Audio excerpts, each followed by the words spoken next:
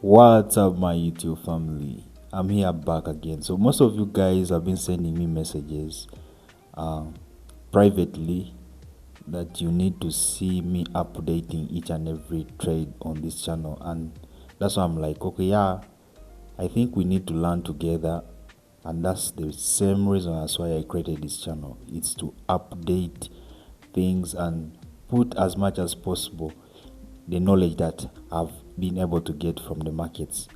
Um, an update on the 10K challenge. So far, it has been so good. The week has been really so nice. I ended up closing the week with 2.3%. I could have been 3%, but there is a mistake I did somewhere, whereby the first trade that I took was giving me 2%, but I didn't. I think I forgot to place a TP, only to come to check that trade. The trade had already reversed to 1.4.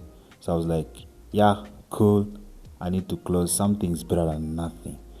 I made sure that that trade could not reverse back to my entry or to my SL.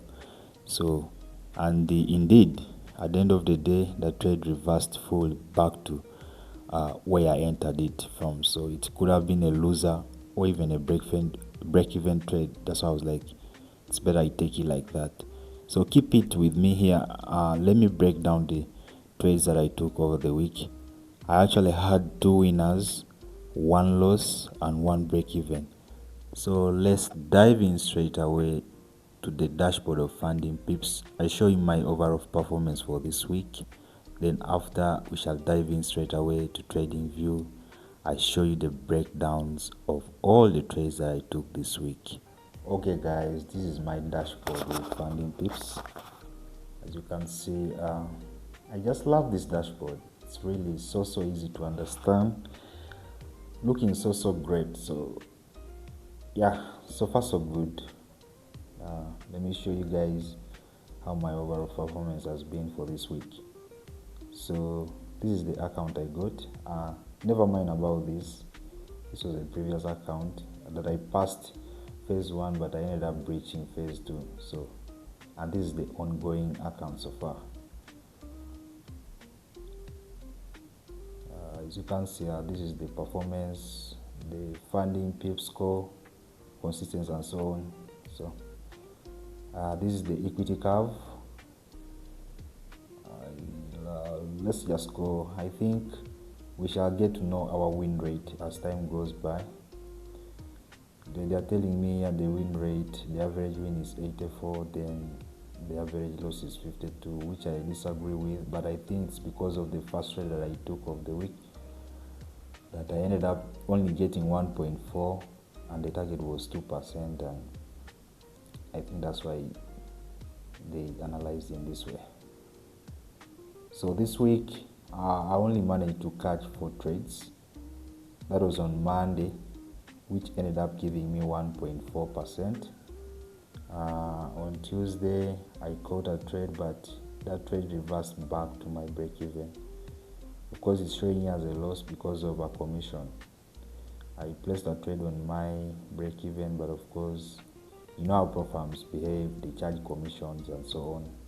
That's why it's reflecting like as if I lost $1, but in actual sense, this trade was not a loser. Then on Wednesday, things just didn't go well on my side, and I ended up losing $100. But I think Funding Pips slippage is a little bit worrying. As a matter of fact, this trade had a stop loss of $100 plus a commission. I'd calculated it to be the overall of $102.5, but ended up taking 104, which is still fine, not that big much difference. Then on Friday, I caught again another setup, which gave me 2%. The reason why you're seeing like $198 is because of a commission. So yeah, so far so good. Let me show you my trades that I took. So this was trade number 1. Trade number 1 of the week. This was why I took this trade, even having known that the trend is going up, but I saw this gap. This gap was really so I'm this kind of a person who likes trading gaps as well, but of course they are a little bit tricky. Sometimes you may end up getting losses. So if you're not well versed with it, I think it's advisable just stay away with them until you see your genuine setups. So this trade was the first trade of the week. This trade was meant to give me 1 to 2. I think around there it hit even 1 to 2, around there. So, but I didn't place a TP. By the time I came, the trade was around this area here, which I just ended up closing, and I was like, something is better than nothing. The reason why I took this trade is because of this gap. When the market opened, it gapped down, and I saw this gap, and I only had to go to my smaller time frames for a much clearer structure, which, as you can see, this market made a double bottom. Then after making a double bottom, it made a higher low around this area, came back, retested here. I was supposed to enter around this bullish engulfing candle, but I missed it. But I was like, okay, well, cool. If it comes back around that area and gives me some kind of exhaustion, I'll take it. So it came back, gave me some kind of exhaustion. It was not breaking this structure, gave me these exhaustion areas. And since this market was coming from here, I had to make sure that it does not break this low. So which, after putting my parameter, it was giving me 1 to 2, and it was really a clear setup. As a matter of fact, I was targeting this sort of a resistance level, because as you can see, this was a support, this is a resistance. So I was pretty sure when the market reaches here, it will react. However, I forgot to place a TP. Market ended up reversing, and I closed around this area. Then on Tuesday, I saw now the market was making kind of, if you put your fibs around this area, the bias changed a little bit. This market was making, and this was a lowest of the market, and it took out. This was the high. So when I placed the fibs, it was this market was retracing around 61.8, which was an opportunity for me to get a setup. And as a matter of fact, the chart is really showing you how smooth it is with the EMAs, the price being under the EMAs. This trade almost took my TP, but ended up reversing to my break even, which I was like, okay, fine, cool, I have no issues with it. So this was a trade setup number 3, which gave me a little profit. Then after, just reversed and took me out. Then on Friday is when I took a trade on USD JPY. Why did I take this trade? The reason why I took this trade is because I typically trade support and resistance.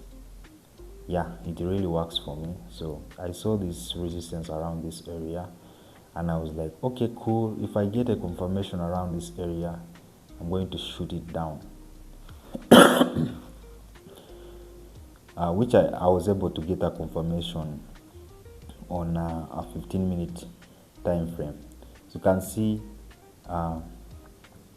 remember where we are coming from. We are coming from a bigger time frame, which was a resistance level. The trade made these were higher highs. I think I'm not so good at explaining these higher things, but people who know market structure understand this. This was a higher high, and these were the lows. As you can see, this was the lows, and this market was playing around that resistance level. So I was actually waiting for it to break down, then give me a possible lower high with the confirmation of the candles. So when I saw this bearish engulfing, and I was like, cool, this is now the perfect time to strike. And this trade ended up giving me 1 to 2, which actually finalized my week with a total of 2.3.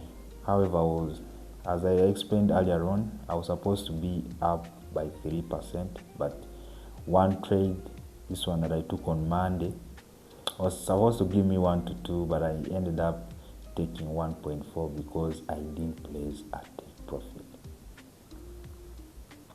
So yeah, that has been my overall performance for the week. I must say the first week on this account has been really so massive, and yeah, the trades are not really moving smoothly. That's why you need to be so swiftly catching 1 to 2 or 1 to 1.5.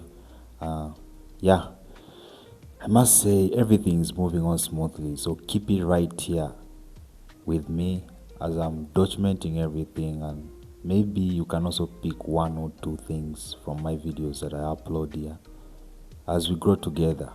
Don't forget to subscribe and like, and also share to your friends, because this is a skill that we are all figuring out, and once it clicks, it's gonna be massive. Everything is gonna be alive again, and I see future in this stuff. So yeah, let's grow together.